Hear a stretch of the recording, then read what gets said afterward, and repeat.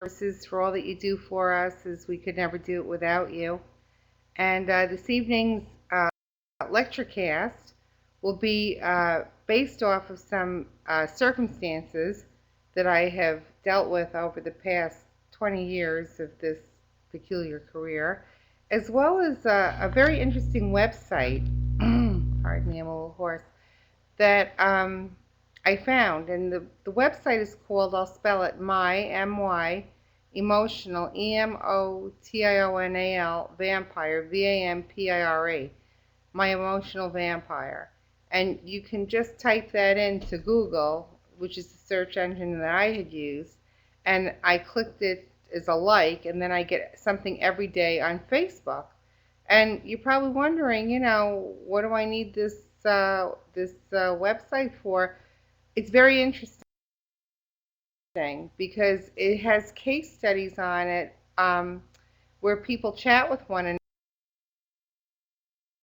another that are just like you and I. Some are students, some aren't, some are victims of sexual abuse and sexual violence, relationship violence, etc. And I just find so many very interesting things on there that are truly relevant, as well as some very interesting sayings that I think are appropriate.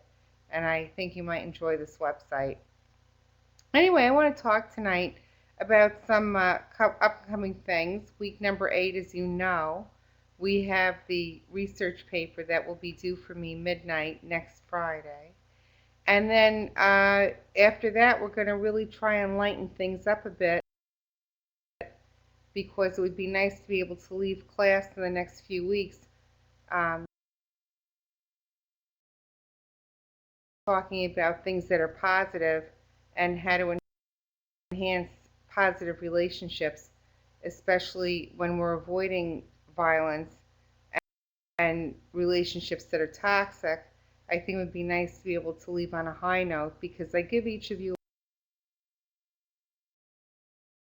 a lot of credit that you've sat through this course. In the criminal justice curriculum here at RIT, you'll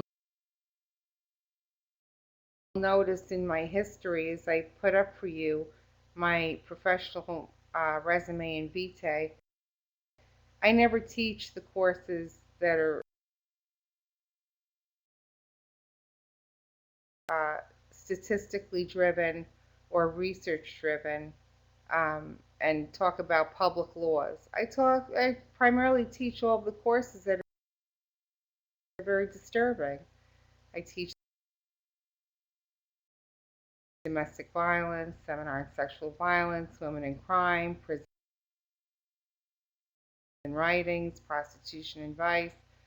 And so, what is it that I'm saying to you? I'm saying to you that I give you each a lot of credit for sticking this out with me, as it's not easy material. It never is. And in fact, domestic violence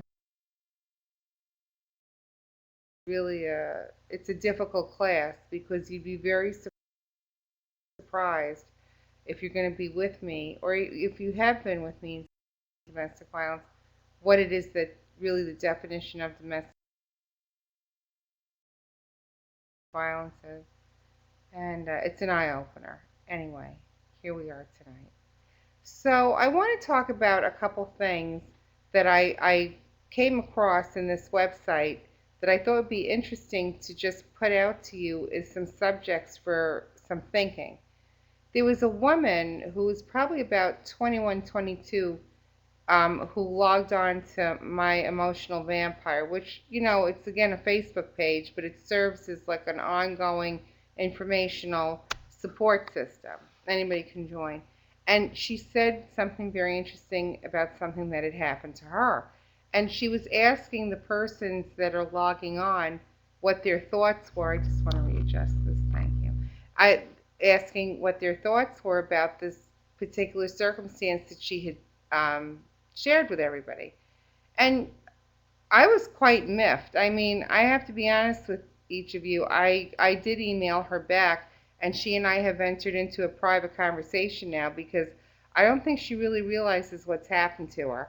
I'll give you a for instance in her case, and again, I'm not divulging anything because she did change her name on the website, and or I should say Facebook. I keep saying website, but please forgive me. I mean Facebook. She has a boyfriend, and it's very apparent to me that she's in college. And the boyfriend had approached her and said that some of his friends would be interested in having some sexual liaisons with her. You know, this is going to be a discussion this evening that I hope I don't embarrass you, because there's no reason to be embarrassed. And the boyfriend had approached her that perhaps he would really like a threesome or a foursome or whatever. And lo and behold, he had basically emotionally withdrawn from her and threatened her that he would break up with her in the event that she wouldn't go along with this. And so slowly over time, in a 6-week period, she wound up sleeping with 4 of his friends. And on every occasion, his friends, which she did agree to, took pictures of her, salacious, sexy pictures, nude pictures. And then when she refused to continue to have sexual intercourse or whatever, sexual relations with these other fellows, including the boyfriend, they then held her hostage with, "We'll post these pictures online." And she was asking the room if any of us felt that that was a victimization, even though she had agreed to this. And of course it's a victimization, even if it was a man. I mean, clearly this idea of emotional manipulation, this idea of withdrawing emotional ties to a person based on whether they'll have sex with your friends and so on and so forth, and be able to take pictures. And so I don't think she truly realized really what a victim of sexual violence she was, even though I really want to stress, even though she did agree to these activities, the agreement was based on the fact that she was so involved, and it was based on fear and manipulation. And certainly if somebody loves you or cares for you, they don't do that to you. Another case that I thought was interesting that I saw on this particular thing, I have little allergy problems tonight, please pardon me.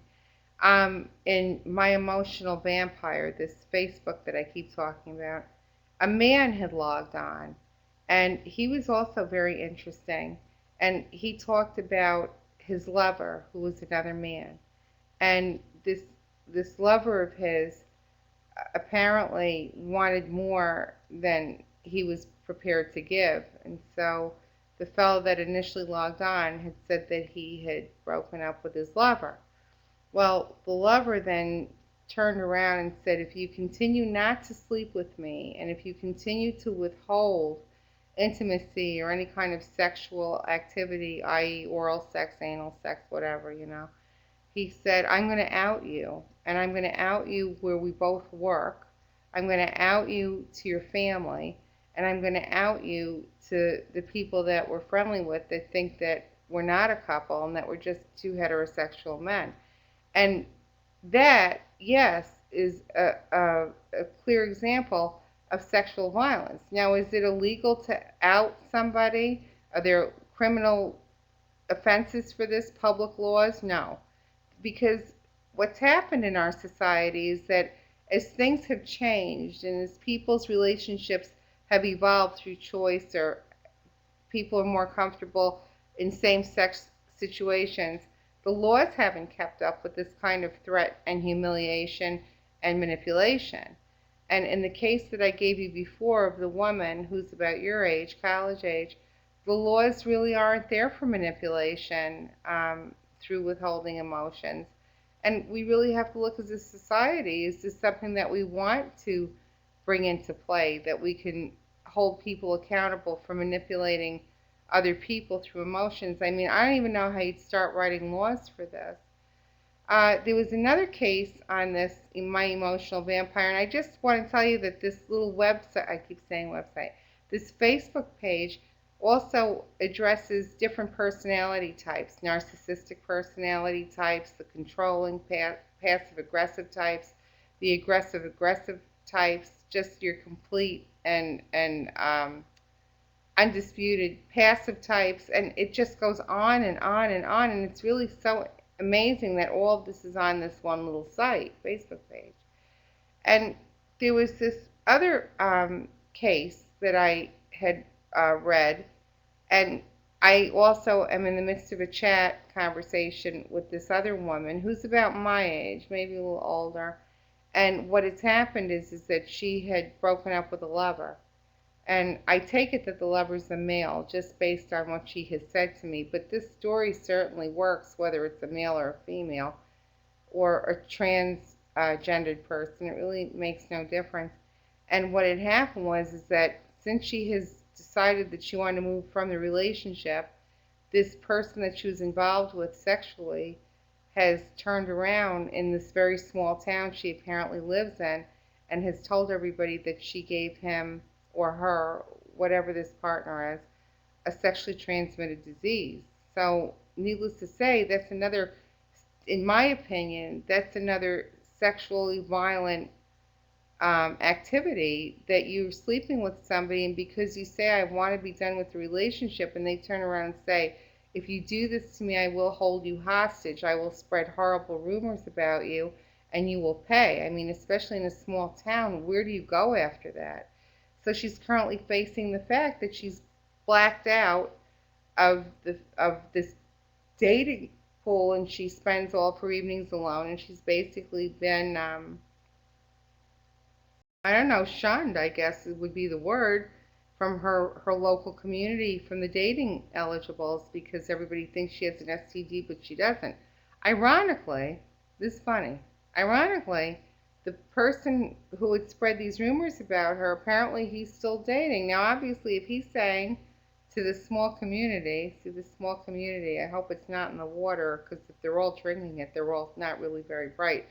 If he's saying that she gave him an STD, then why would anybody be interested in dating and sleeping with him? It's a double standard that women face, I suppose. I don't know. Anyway, she certainly too is a victim of sexual violence and sexual abuse, in my opinion. Very often we talk in relationship development, which is part of psychology, sociology, anthropology, and I guess biology, and a variety of other ologies. But we talk all about the wheel of domestic violence, which has a little bit to do with my discussion this evening. It has to do with the honeymoon phase. And you can look this up online. It's called the wheel of abuse, or it's cycle of abuse. So you start with the honeymoon phase, and everything's hunky dory, and everybody's happy and going to dinner at Applebee's, and there are flowers, and I guess romance and candles, and texts and whatever. Okay, everything's fine. And then the relationship starts to show its flaws. Every relationship has flaws. I don't care who it is. I don't care what their deal is. I don't care what they told you. Every relationship has a flaw. And then the relationship begins to hit a flaw when you're dealing with somebody who's narcissistic or abusive or wants to control you sexually. And then what happens is the person who is on the receiving end of this usually takes a step back and says, I want out of the relationship. And then their aggressor, i.e., their partner, then usually becomes either threatening with, I will do these things to you, I'll out you, I'll say terrible things about you, I'll post pictures of you, whatever, to frighten the person to come back to them. Or the person will be extremely nice, even nicer than the honeymoon period, to get them back. And this will continue to go on. This control, this domination, this power, and this force. And then what happens, lo and behold, is that the person who really wanted out of the relationship to begin with winds up in a situation where he or she is so petrified that they don't know how to leave the relationship. And I was reading this article. I wish I got the website, because I would, and I'll look for it and I'll post it if I can find it again. And this woman tells this crazy story, which, I've heard these stories before, but I was just surprised to see it so eloquently in writing, about how she wanted to get away from this guy. She was in her 30s, and she realized the relationship wasn't for her.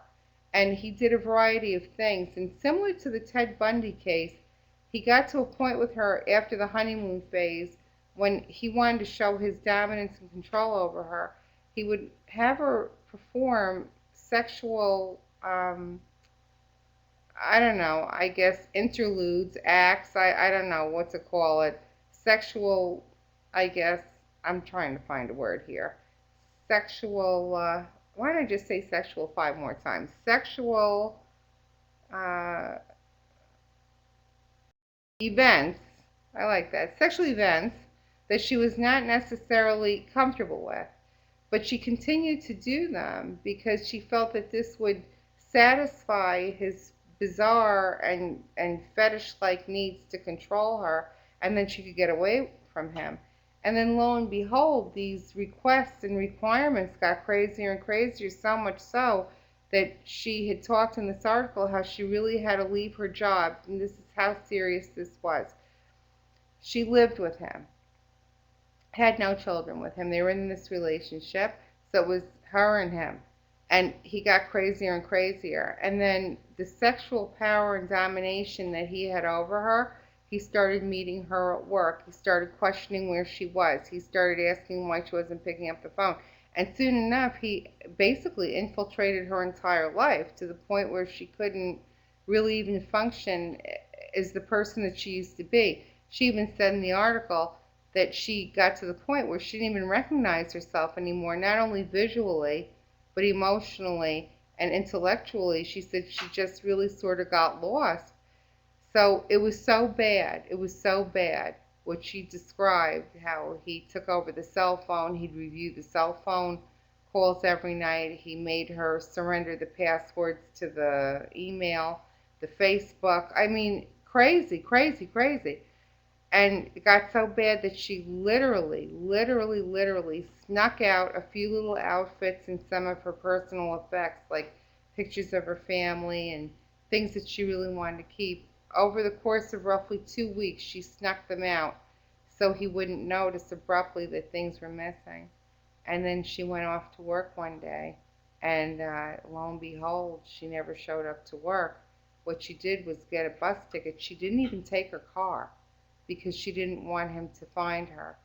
And she literally got on a bus and went to another city and started all over again and wound up using, as she says in the article, her mother's, let me get this right, her mother's, that would be her grandmother, her maternal mother, her mother's maiden name that she had never shared with the lover, so he would never know how to find her. And she's still living incognito in a way, and she's very careful not to get on, Facebook as herself, and so on and so forth. She even changed her occupation, which she didn't say exactly what she was, but I have a feeling that she was somebody that's probably licensed, like a nurse or a teacher. And she said she just completely changed her occupation because she just doesn't want him to find her. And she keeps in touch with some of her friends and people that she's close to, her family, and I guess he has literally stalked them for now several years trying to find her. And he like stalks them to see where they're going, to see if they're going to be looking for her. This is going on years. Now, the interesting aspect of this article, she reports, is that he's still living in the same town. There's nothing law enforcement can do with him because he hasn't exactly done anything. This is the part that can make anybody crazy. He really hasn't done anything. And he actually has another girlfriend that he's apparently living with, and I assume sexually active with, but he's still not able to let go of this other person because he has to feel that he must dominate and have power and control over her and her cohorts, her friends, her family, etc. And this to me is certainly the epitome of seminar and sexual violence. What I'm trying to say to you is that people still, it's not as simple and as direct as we have seen these past 7 weeks, where people forcibly touch other people rape other people drug other people do things to other people that are just horrible and terrible and belittling and denigrating. And I mean, I could do this all night with the adjectives. But what I'm now talking about and I'm presenting to you is our everyday relationships where there's this constant power struggle. There was another article that, and I'll finish with this article, and I'd like you to go look at a few of these articles. I mean, you don't have to believe me, go to the internet and find these articles. There was a woman who also wrote an article, very interesting, about how her husband, after she gave birth to their first child, her husband was very jealous of the child, which is normal. A lot of men and a lot of women, women have babies today with other women, and that's just something, a function of our new technology. But sometimes the other spouse, the other partner, does become a little envious of the child because now the child is the center of attention because nobody, everybody has to take care of this child, right? And this woman talked about how you're not supposed to, and this is a fact. I tell you, this is a mother, so let's not be embarrassed. As a fact, you're really not supposed to have sexual intercourse 6 weeks after a vaginal birth, or 2 months, sometimes 2.5 months after a cesarean section. Well, this boyfriend slash husband of hers insisted that they have sexual intercourse 2 weeks after she had given birth, and it wound up that she went. Now this really bothers me. She went back to the doctor because she was profusely bleeding from her vaginal area because the area hadn't healed yet, because why? She had a baby, and in very simplistic terms, it means that she had to basically push a watermelon at something the size of a pea, okay? So that's anatomy and physiology 101, okay? And then the boyfriend decides he wants to reconcile his intimacy with her, even against the doctor's orders. And of course, this reopens all of the scar tissue and whatever. I mean, 2 weeks is ridiculous. So she goes back to the doctor, and I mean, this doctor is a medical person, and the doctor said to her, "Did you have sexual intercourse?" Because the doctor really couldn't understand how she's having all of this very profuse bleeding, which can be a serious circumstance if it's an infection or the uterus, the cervix, everything isn't healing right, or maybe everything wasn't removed during the birth. Because there is a bit of this. I know we're having the talk tonight. After a woman gives birth, it's not like in the movies where they give birth, they hand you the baby, and then everybody goes home. It doesn't work like that. After a woman gives birth vaginally, what happens is that there's something called afterbirth, and it's a process where it's like a menstrual cycle, that it's like 9 months of a menstrual cycle. I really hope you're not eating dinner while you're listening to this. It's 9 months of a menstrual cycle that has to now expel itself. And sometimes this can take initially several hours of expellation. And then for about 6 weeks, there's more that comes out in due time. In a cesarean section, there's less because when they scoop the baby out, they sort of scoop everything out, like when you cut open a watermelon and you take all the seeds out. See, now you're never going to see a watermelon the same way. I just ruined watermelons for you, okay? And what happens is that you still have this afterbirth that still has to naturally dissipate. I'm trying to find words for this that sound, reasonable. Anyway, so the doctor wanted to know if she was having a problem due to the maybe healing of her private areas,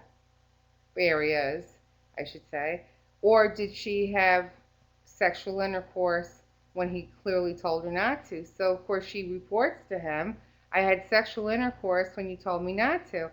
This was the place where the doctor should have said to her, "Well, was that your choice or that wasn't your choice?" This was the place that this conversation should have taken place.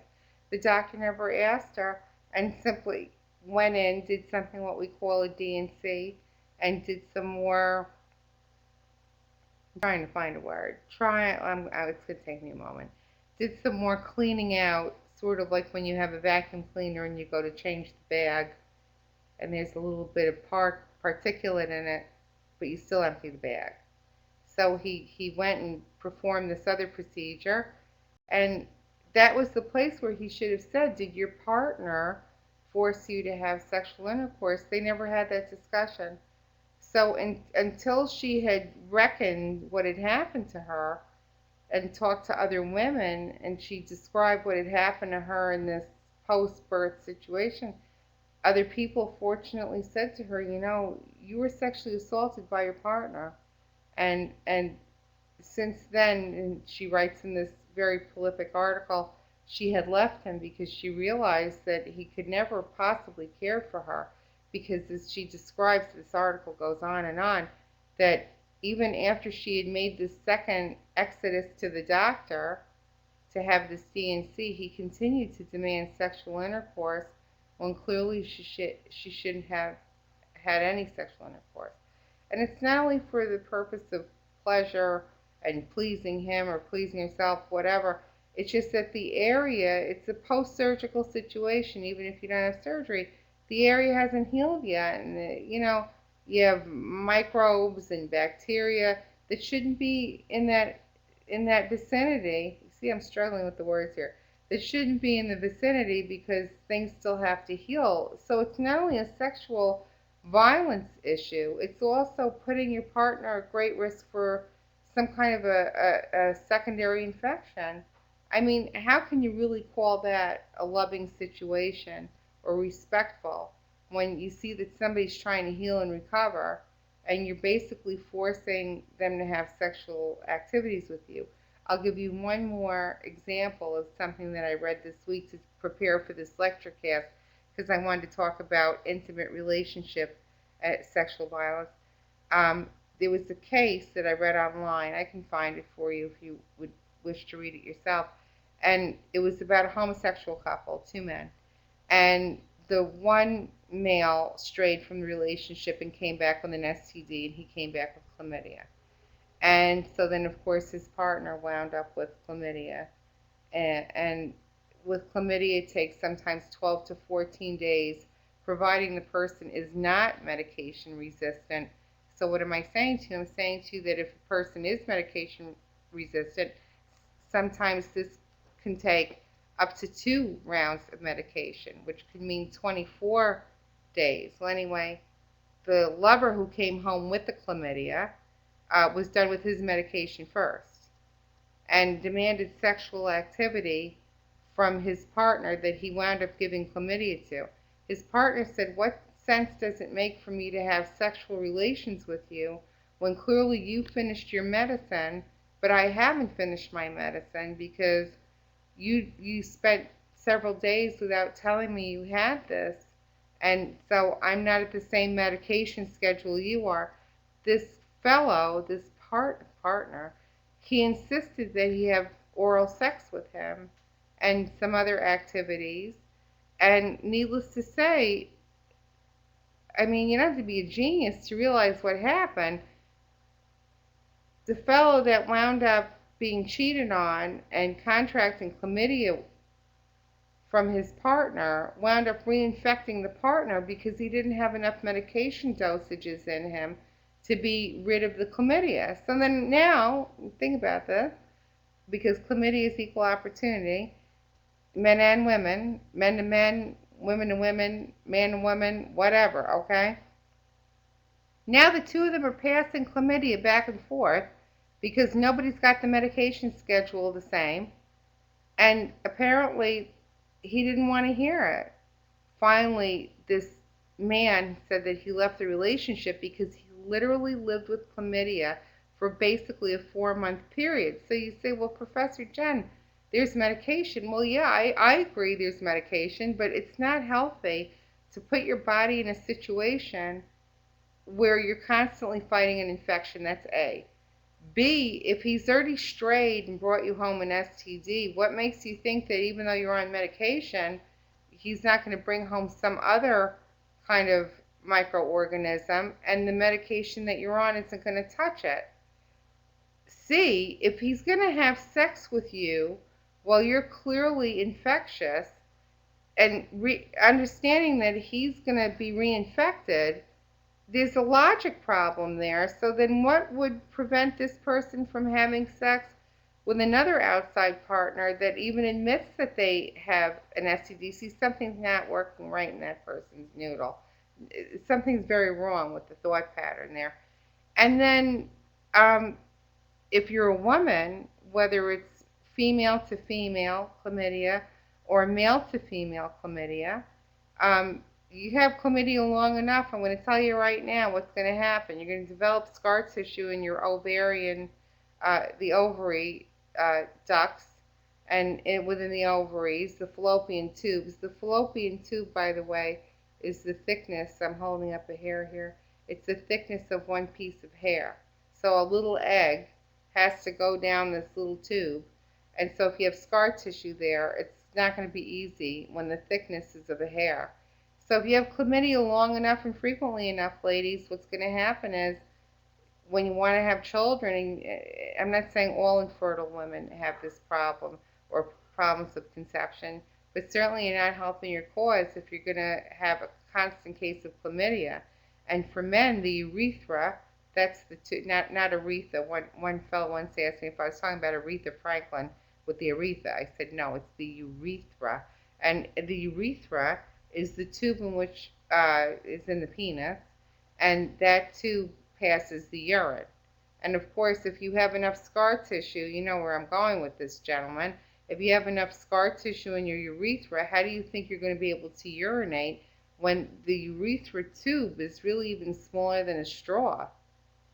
And it's a very serious thing to lose your urethra tube, because I don't have to tell you, there's going to be some other way that a doctor's going to have to figure out, i.e. a surgeon, how you're going to expel these fluids from your body, and it's not going to be pleasant.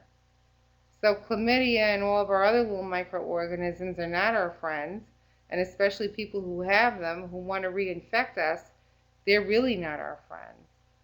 So that's my thinking tonight on these issues, because we focused on so many external issues regarding sexual violence that now I wanted to focus on the real unfortunate matters when people are in relationships and they should have some trust, and then unfortunately the people, um, I don't want to use the word forsake, but they betray. I think that's a good word. They betray that trust, or they just ask for such unreasonable things sexually